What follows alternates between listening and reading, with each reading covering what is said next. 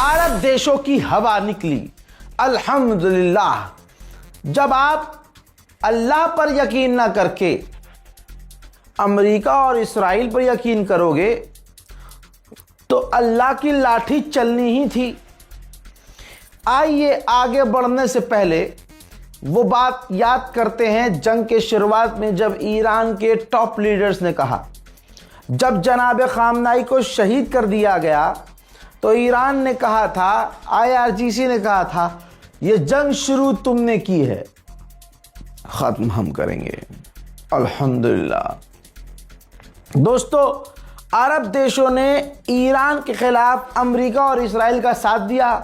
कल तक ये मुसलमान मान नहीं रहा था, लेकिन आज मुसलमान देख रहा है कि जो बातें बोली गई थी रजा के द्वारा वो सच हैं। ये अमेरिका और इस्राइल के करीबी हैं अरब। पॉइंट पर सीधा आ रहा हूं, समय नहीं लूंगा भाई। अब अरब के देश फ्रस्ट्रेटेड हैं पूरी तरह से, यानी बौखलाए हुए हैं कि ये जंग खत्म क्यों नहीं हो रही है। और जितने ये अरब देश हैं डोनाल्ड ट्रंप पर गुस्सा हैं कि ये डोनाल्ड ट्रंप अपने आप को तो बचा रहा है, अपने हिसाब से कर रहा है। हमें कहा था इसने कि हम आपको बचाएंगे, बचा पा नहीं रहा है। ऊपर से स्ट्रेट ऑफ हॉर्मूज बंद पड़ा है। ये आके झूठ बोलता है कि हॉर्मूज हम कंट्रोल कर रहे हैं, लेकिन ईरान कंट्रोल कर रहा है। टैंकर हमारे गुजर नहीं रहे हैं, ऑयल प्रोडक्शन बंद हो चुका है, हमले का डर अभी भी है। और ये डोनाल्ड ट्रंप अभी भी डील नहीं कर पा रहा है। अब इसके रिजल्ट में क्या है? फिर से ईरान की बड़ी जीत। आप लोगों को मुबारक। ईरान शुरू से कह रहा है कि मिडिल ईस्ट में अरब देशों में अमेरिका की जो फौज है वो वहां से भाग जाए। अरब देशों को अपने मुल्क से अमेरिका के बेस को बंद कर देना चाहिए, फौज को निकाल देना चाहिए। अल्लाह आपको सलामत रखे। सुनिए, जब अरब देश देख रहे हैं कि ट्रंप डील नहीं कर पा रहा है तो अब तमाम अरब देश ये सोच रहे हैं कि अपने मुल्क से अमेरिका का बेस निकाल दिया जाए। अल्लाह अकबर। अमेरिका का बेस बंद कर दिया जाए तमाम मिडिल ईस्ट के इलाकों में, अरब देशों में। यही बात ईरान ने शुरू में कही थी। बताइए, ये इतनी बड़ी जीत भाई। अरबों का ये सोच लेना ही कि भाई हमें अमेरिका की फौज को अपने मुल्क से निकाल देना है, ये सोच लेना ही ईरान की बड़ी जीत है। उधर ईरान ने स्ट्रेट ऑफ हॉर्मूज में एक और जहाज पर हमला किया है। कहा जा रहा है कि ईरान के बताए हुए रास्ते से वो नहीं गुजर रहा था, जिसके बाद ईरान ने अटैक कर दिया। महंगाई बढ़ रही है ईरान के अंदर, और ईरान में खुद तेल महंगा हो सकता है, फ्यूल महंगा हो सकता है आने वाले समय में। तो ये तस्वीर देखिए, ईरान में महंगाई के डर से कि फ्यूल हमारे यहाँ बहुत महंगा हो सकता है, पेट्रोल पंप पर आप लंबी कतार देख सकते हैं। उधर गुलाबी सूअर ने इंटरव्यू में कहा है कि हम सब कुछ ईरान में तबाह कर सकते हैं, ईरान को मिटा सकते हैं, तगड़ा हमला कर सकते हैं, लेकिन हम ऐसा चाहते नहीं। आहा हा हा, चाहते नहीं या तुम कर नहीं पाओगे, औकात नहीं है तुम्हारी। फर्क है दोनों बातों में। गुलाबी सूअर। दोस्तों, गुलाबी सूअर ने आगे इंटरव्यू में कहा कि हम बहुत कुछ कर सकते हैं, ईरान के अंदर हम सब कुछ तबाह बर्बाद कर सकते हैं, लेकिन हम ऐसा चाहते नहीं हैं। अगर ईरान ने हम पर हमला किया तो बहुत तगड़ा हमला हम करेंगे। हजरात, कल तक ये बातें हो रही थी कि हम ईरान पर हमला करेंगे। ईरान हमला करने के काबिल नहीं है। अल्लाह का वास्ता है, पिछली बातों को याद रखा करिए ताकि आपको आगे पता चल जाए कि कौन झूठा है कौन सच्चा है। अमेरिका अब तक बार बार कह रहा था कि हम ईरान पर हमला करेंगे। ईरान हमला करने के काबिल नहीं है। अब गुलाबी सूअर क्या कह रहा है कि अगर ईरान ने हमला किया, अगर ईरान ने हमला किया, भाई ईरान ने पहले, इतिहास है, ईरान ने सबसे पहले हमला किसी भी देश पर, किसी भी ग्रुप पर पहले नहीं किया। जब सामने से हमला हो गया, खामनाई को शहीद कर दिया, उनके साथियों को कत्ल कर दिया, तभी ये जंग शुरू हुई। तभी ईरान ने पहला हमला अपनी तरफ से किया। सिर्फ वहां कहां किया, पूरे मिडिल ईस्ट को लाल कर दिया था ईरान ने। आज ये कह रहा है कि अगर ईरान ने हमला किया तो ईरान तो करेगा ही नहीं।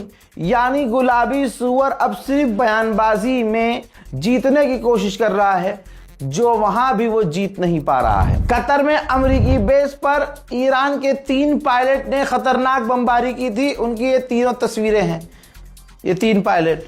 ईरान ने कहा कि ये लापता हैं और ये कतर के पास हैं। कतर इनसे पूछताछ कर रहा है। इंटरनेशनल लॉ के अकॉर्डिंग ये जवाब नहीं दे रहे हैं, इंफॉर्मेशन शेयर नहीं कर रहे हैं, लेकिन कतर ने इन्हें कैदी बनाया हुआ है। कतर ने आगे इस पर रिप्लाई किया है कि हमारे पास कोई भी ईरान का पायलट नहीं है। उधर ईरान कह रहा है कतर हमें अलाउ करे, हम कतर के अंदर खुद ऑपरेशन चलाएंगे और अपने लोगों को ढूंढ लेंगे। हजरात, कतर सच में झूठ बोल रहा है।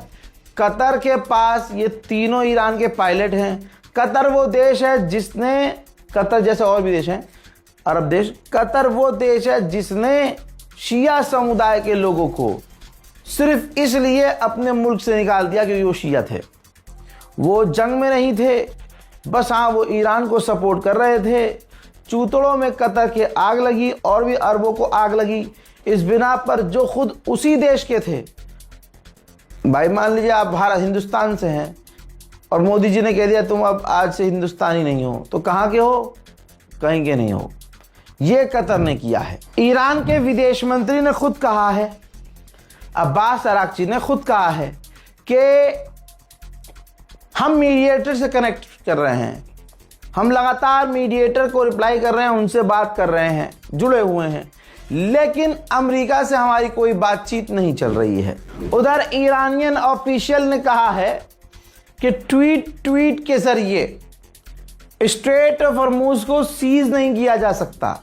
इससे पहले भी ईरान ने कहा था कि ट्वीट के जरिए तुम जंग नहीं जीत सकते, ट्वीट करके तुम हॉर्मुज अपने नाम नहीं कर सकते। हाल यह है कि जहां अमेरिका कह रहा है कि हॉर्मुज हम चला रहे हैं, वहां स्ट्रेट ऑफ हॉर्मुज में 80% ट्रैफिक खत्म है, डाउन है। सिर्फ 20% ही जहाज वहां से ईरान की परमिशन के साथ गुजर रहे हैं। हजरात, गुलाबी सुअर को अब एक और नाम से जान लीजिएगा, सफेद भगोड़ा। मोहतरम हजरात, जिस तरह से ये तुर्की में अपना जहाज, अपना जूता छोड़कर भागा, अपना पैंट उतार कर करके भागा, एक गंदे से ट्रक में बैठकर भागा, जब ये खुलकर दुनिया के सामने आ गया कि ईरान के आगे पेशाब लग जाता है गुलाबी सूअर को, डरपोक कहीं का, तो अब वहां पर पत्रकार भड़क गए हैं। अमेरिका और दुनिया भर के टॉप पत्रकार उसी एयरपोर्ट पर थे। डोनाल्ड ट्रंप अपने तमाम साथियों को और दूसरों को, किसी को बिना बताए, ट्रंप की सिक्योरिटी ने या ट्रंप ने किसी को बताया ही नहीं था। यानी अमेरिका के दूसरे ऑफिशियल्स उसी जहाज में मौजूद थे और ये जो पत्रकार, इंटरनेशनल पत्रकार थे, अमेरिका के भी पत्रकार मौजूद थे, वो भी वहां मौजूद थे, लेकिन ट्रंप वहां से भाग गया था। पत्रकार नाराज हैं, ये रही रिपोर्ट। पत्रकार कह रहे हैं कि डोनाल्ड ट्रंप ने हमें खतरे में छोड़ दिया,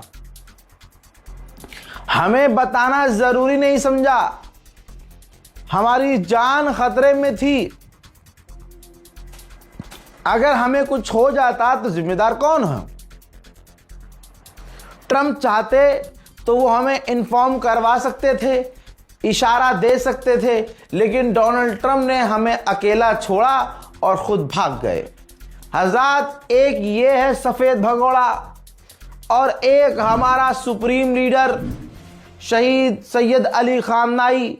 जब IRGC ने कहा कि हुजूर आप अपनी लोकेशन चेंज कर लीजिए, हुजूर आप अपना घर बदल लीजिए, हुजूर हमारे साथ सीक्रेट लोकेशन पे चलिए, खतरा है, तब खामनाई ने कहा था मैं अपने घर को कैसे छोड़ दूं, मैं अपना शहर कैसे छोड़ दूं कि जब मुझे चाहने वाले, मुझसे प्यार करने वाले लाखों लोग कुछ घंटों में, मिनटों में इस शहर को नहीं छोड़ सकते। ठीक इसके 1 घंटे के बाद खामनाई के घर पर मिसाइलों की बरसात हुई और खामनाई शहीद हो गए। फर्क देखिए, एक भगोड़ा है और एक मैदान छोड़कर भागता नहीं है। ईरान के ऑफिशियल्स ताना तक मार रहे हैं ट्रंप को। ये देखिए, कहा है कि डोनाल्ड ट्रंप को स्ट्रेट ऑफ हॉर्मुज की सिक्योरिटी बाद में, अपनी सिक्योरिटी पर ध्यान पहले देना चाहिए। जैसी उनकी हालत है, ट्रक में छुप कर जो भाग रहे हैं, हॉर्मुज छोड़ें, अपनी सिक्योरिटी देखें। सच्चाई ये है, खेल तो ईरान भी रहा है। मैंने ही कहा था ना, ये डील की बात चलती ही रहेगी। ओमान के बारे में ईरान के ऑफिशियल ने कहा है कि हमारी ओमान से बातचीत चल रही है, जल्द ही डील हो जाएगी। ईरान का जल्द ही कब आता है हमें नहीं पता। अब आप बयान सुन लीजिए। در سه هفته اخیر مذاکرات روند رو به جلو داشته، به صورت روان انجام شده. قبلا هم اعلام کرده بودیم که در مورد نقشه مورد توافق طرفین برای تردد کشتیرانی توافق حاصل شده. خب کار جمعی بود که وزارت امور خارجه به عنوان متولی مذاکرات کار رو پیش می برد، اما خب همه دستگاه‌های زیرب درش دخیل بودن، به خاطر اینکه تعیین مسیر تردد چیزی نیست که وزارت خارجه بتونه انجام. ईरान ने दोहराया है यमन, गाजा, लेबनान, इन तमाम से रिलेटेड जो हमारी डिमांड्स पहले से ही हैं और अमेरिका को हम बता चुके हैं, जब तक वो हमारी डिमांड पूरी नहीं होगी स्ट्रेट ऑफ हॉर्मुज नहीं खुलेगा, बंद रहेगा। सोचिए, जंग इतनी लंबी लड़ने के बाद गुलाबी सुअर ने कहा कि ईरान के हथियार खत्म हो गए। ईरान ने अपना नया हथियार दिखा दिया। रिपोर्ट यह है कि ईरान ने लास्ट जब 2 यूएई के जहाज़ों और टैंकरों पर स्ट्रेट ऑफ हॉर्मुज में हमला किया, तो उस पर हमला करने के लिए अंडरग्राउंड, पानी के अंदर चलने वाले ड्रोन बोट का इस्तेमाल किया और उन दोनों टैंकरों को उड़ाया। यानी ईरान के पास उल्टा अब और एडवांस हथियार, नए हथियार नजर आ रहे हैं। बहरैन में, मिडिल ईस्ट में बहरैन में सबसे बड़ा अमेरिका का बेस था। सबसे बड़ा बेस मिडिल ईस्ट में अमेरिका का बहरैन में था, जिसे ईरान ने शुरुआत के ही हमले में बहरैन के अंदर मौजूद अमेरिका के सबसे बड़े बेस को तबाह कर दिया। यही वजह है कि उसी बेस से खाना पानी मदद लेकर समुद्र के रास्ते से अमेरिका के एयरक्राफ्ट कैरियर तक वो खाना पानी पहुंचाया जाता था। अब जब बहरैन में अमेरिका का बेस पूरी तरह से जल चुका है, बंद हो चुका है, तो अब एयरक्राफ्ट कैरियर में कोई खाना पहुंचाने वाला है नहीं। अब उन पर खाना पानी पहुंचाने की जिम्मेदारी है डियागो गार्सिया में अमेरिकी बेस पर। वो है बहुत दूर। यही वजह है कि अमेरिका की सेना जो समुद्र में है, जहाज़ में है, समुद्री जहाज़ों में, उन तक खाना पानी आराम से पहुंच नहीं रहा है। और जहाज़ के ऊपर, एयरक्राफ्ट कैरियर के ऊपर जो अमेरिकी फ़ौजी हैं, वो अपना बाल नोच रहे हैं, ऊब चुके हैं। आपकी क्लैरिटी के लिए ये तस्वीर देख लीजिए। ये तस्वीर लीक करवाई गई है मोहम्मद रज़ा के द्वारा। हंस मत देना, मजाक ही कर रहा हूँ। ये देखिए, ये थाली है, मान लीजिए थाली पूरी नहीं है, खाना कच्चा है, खाना पूरा ही नहीं है। और ये चैट से लीक हुआ है। जो अमेरिका के फ़ौजी फ़ौज में, नेवल फोर्स में हैं, उस जहाज़ पर तैनात हैं, उन्होंने अपने परिवारजनों को ये तस्वीर भेजी है कि खाना तक नहीं है, हम क्या करें। खबर यहाँ तक आ रही है कि जो फीमेल हाइजेनिक चीज़ें हैं, मैं इसको ओपनली सब चीज़ नहीं बोल सकता, ये महिलाएं समझ जाएंगी और बड़े लोग अडल्ट समझ जाएंगे। जो फीमेल हाइजेनिक चीज़ें हैं वो भी अमेरिका के एयरक्राफ्ट कैरियर पर ख़त्म हो चुकी हैं। मेरे दोस्तों, इससे बुरा हाल और हुआ है।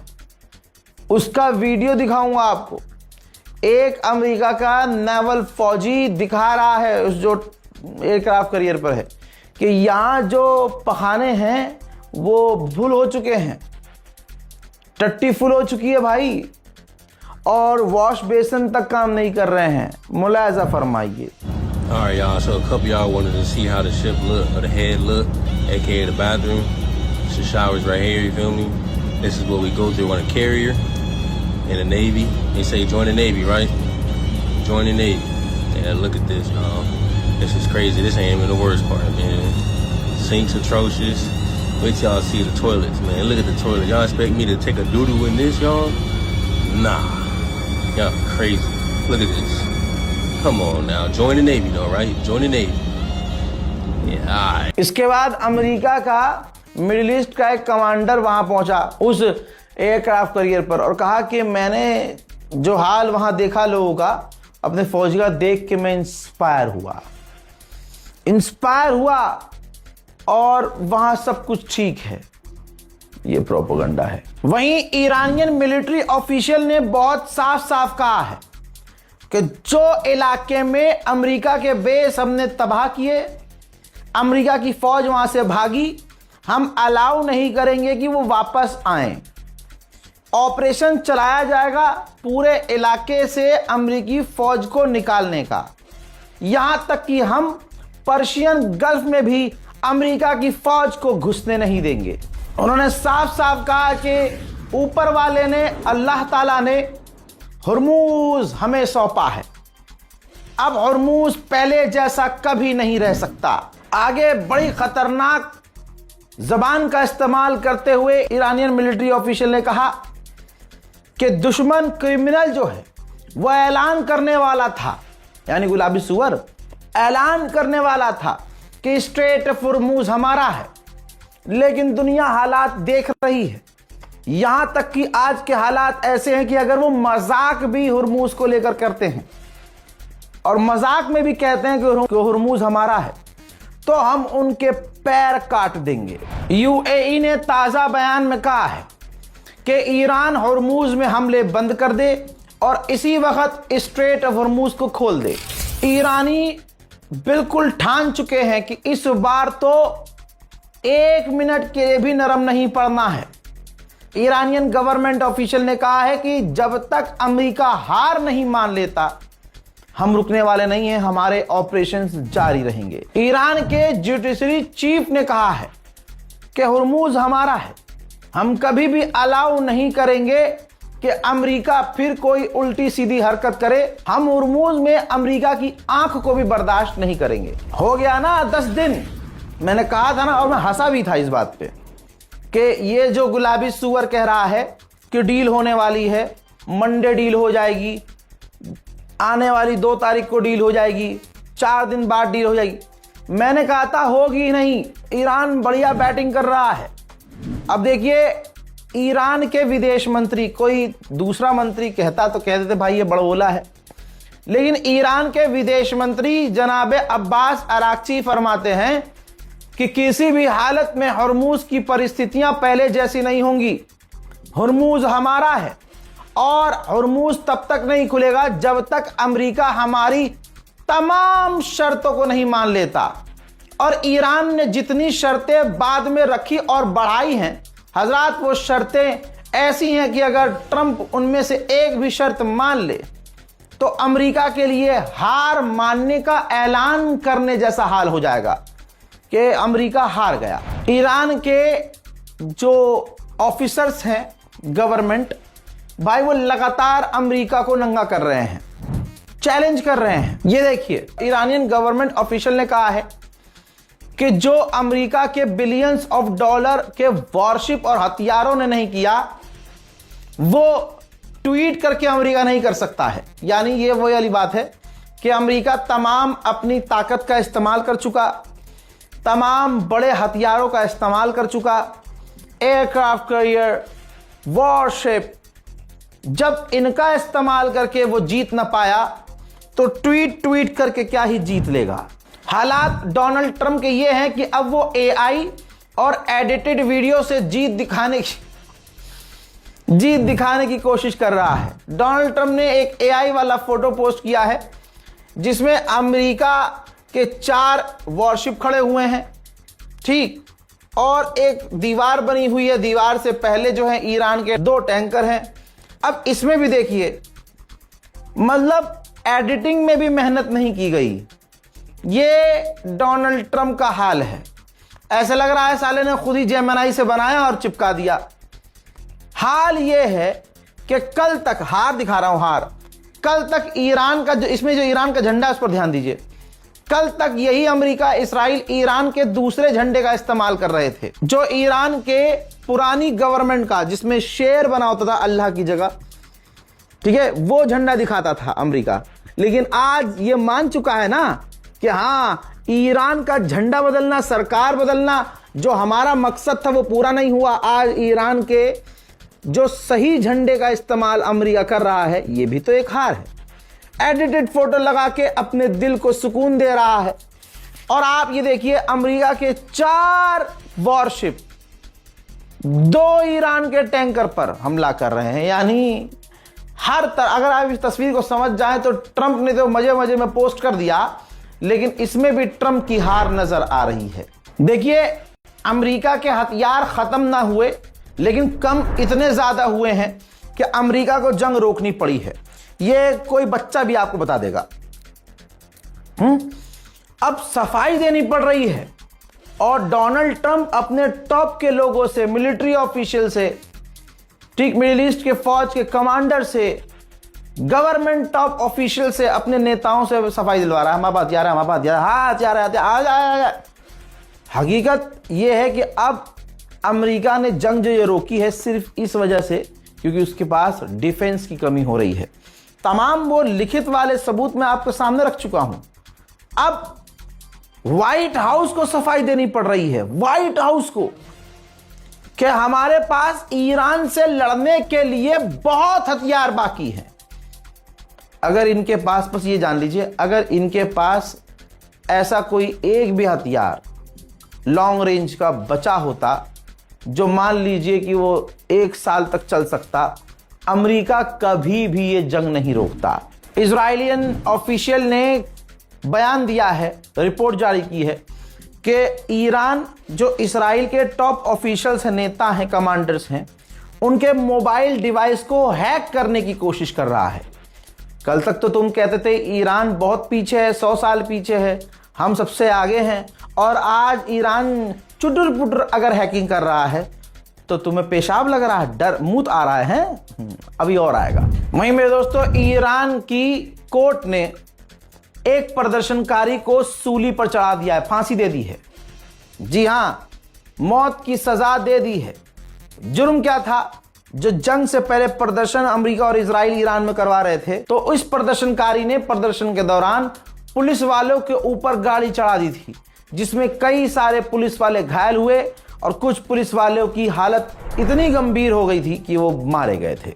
ईरान के पार्लियामेंट स्पीकर गलीबाफ एक इवेंट में सामने आए ईरान में ही, और उन्होंने कहा कि मैं पूरे दिल के और यकीन के साथ, यकीन के साथ, खुशी के साथ आपको बता देना चाहता हूं कि ये जंग हम जीते हैं, पॉलिटिकली भी और मैदान जंग में भी।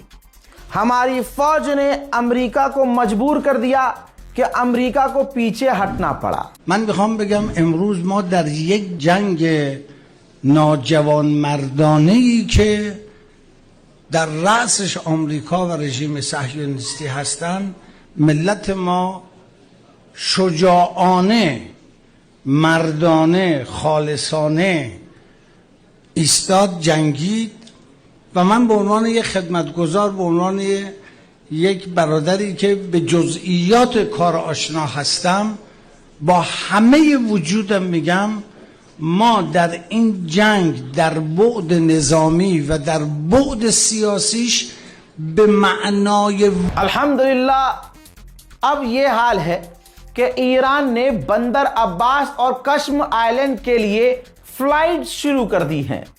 यानी अमेरिका का डर ईरान को अब पूरी तरह से खत्म हो चुका है।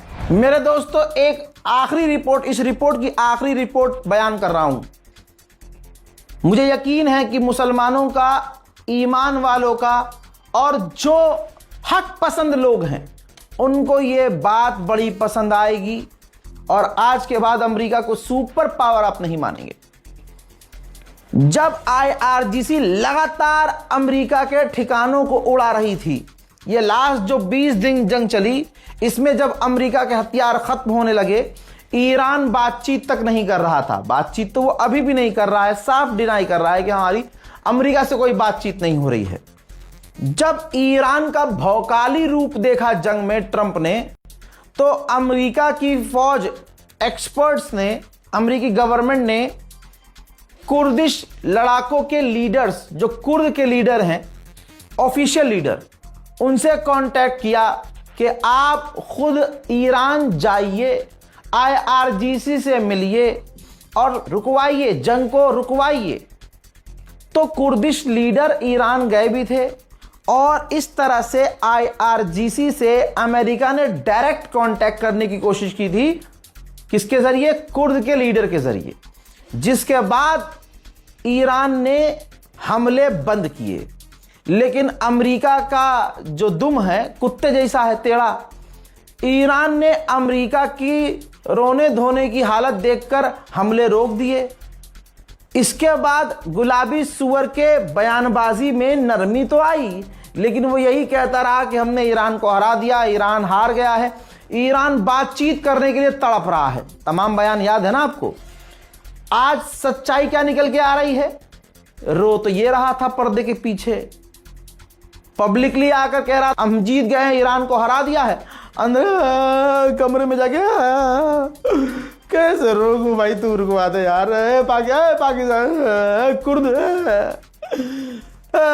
ये वाली हालत अंदर से थी और आज भी है। इस रिपोर्ट को शेयर कीजिए और इंतजार कीजिए मेरे अगले अपडेट का। अभी ईरान का, मिडिल ईस्ट का एक और अपडेट देना बाकी है। चैनल को सब्सक्राइब कीजिए, वीडियो को शेयर कीजिए और अपनी राय कमेंट में जरूर लिखिए। जय हिंद व सलाम।